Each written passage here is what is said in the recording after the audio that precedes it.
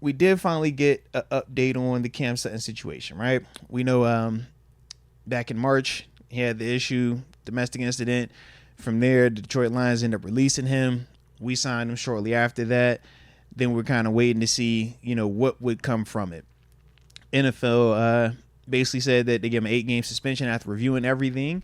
And from his side, they're not going to appeal it either.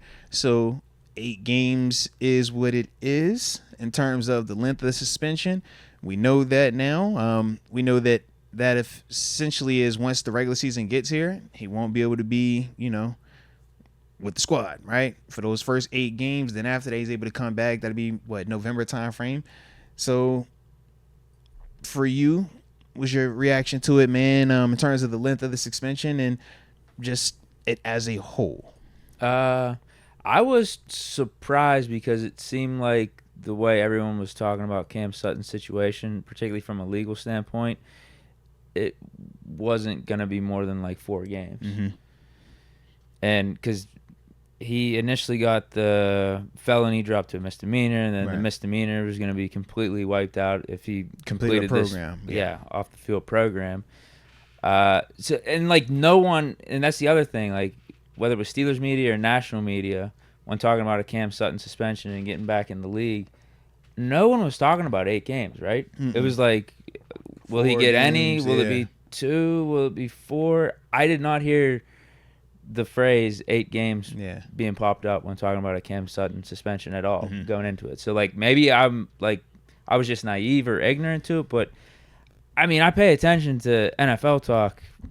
I think fairly consistently. I think you do as well. Yeah. So that's why I was surprised. It just seemed like how everything was looking from a Cam Sutton legal standpoint, it wasn't going to be that long of a suspension. Plus the fact we didn't hear the number being 8 games from anyone in the know on just the NFL or even like the Steelers and how they handle stuff like this. Like no one was saying that. But then after hearing it was 8 games, a lot of people were pointing to like 6 games was always going to be the bare minimum, and the NFL did their own due diligence on it and decided that 8 was the proper number, and it is what it is.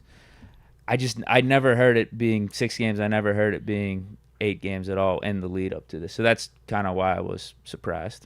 Yeah. No, I'm with you, man. I was back and forth in terms of the length of the suspension. I thought 4 and appeal.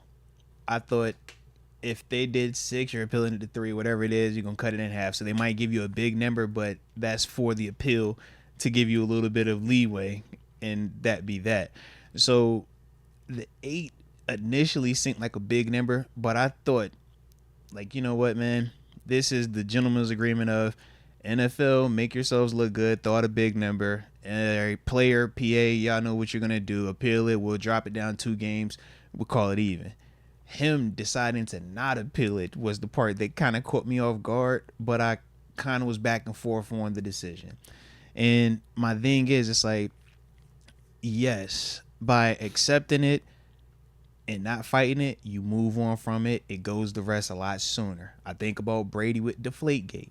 If Brady doesn't fight it, takes suspension, takes the fine when it first happens, people move on from that a lot faster than, all right, now we got to go to trial. Now we got to dig on appeal it. Now it's going to the Supreme Court. Now it's this. We learning about PSIs and all this other stuff solely because of him fighting it.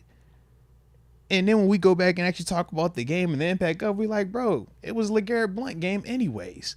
But that was kind of the vibe. It's like, because you fight it, it made it stay around longer. Now, if you feel like you're innocent, though, or you feel like, it's worth fighting to me, then I get it. And that was the part where Brady were, as a PA member, we were supporting the lawyers fighting it because it's a PA fight. And it's like, part of you is like, I don't want to support this. But the other side is like, I get it. If you feel like, this is your reputation and you want to prove it, man, go for it. Because if I was in that situation, I would want to have that opportunity as well.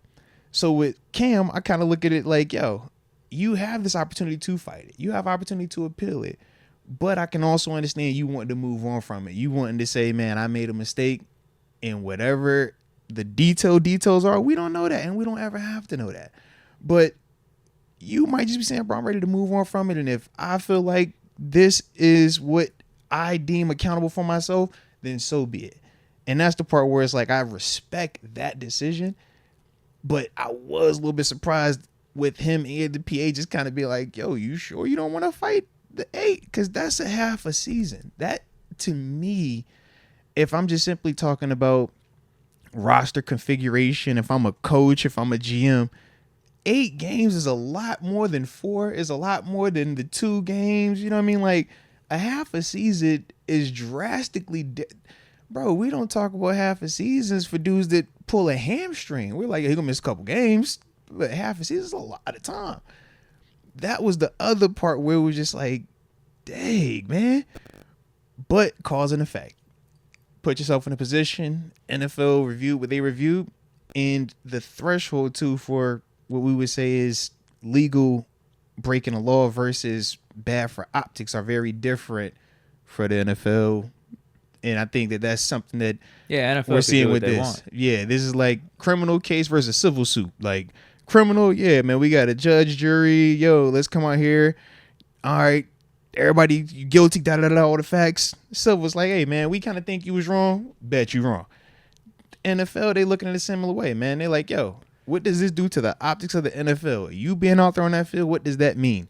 How is the casual viewer going to feel about this? How are investors going to feel about this? Well, and even just Cam Sutton having his name in the news for a good month and a half. Not only the allegations that were out there against him, but the run. Where is he on at? the run. Yes, like anytime you were talking about Cam Sutton, like all that stuff was being associated with him, and that's a player that plays in the NFL. Like that's not good for the brand. So I could see the NFL with the 8-game suspension sending a message with this. And we said too back then when it first came out, it was like, yo, he's a big enough name with the contract that they could send a message, because he's not just some, dude that doesn't play, isn't heard of. He's like, yo, this is a $30 million contract guy.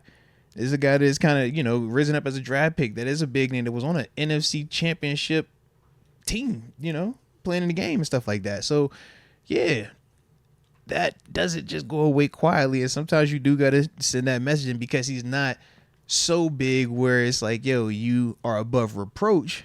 These are the type of dudes that can't have a message sent on them. So NFL, I think they proving their point with this one, man. 8 games though, like, boy. But here we are.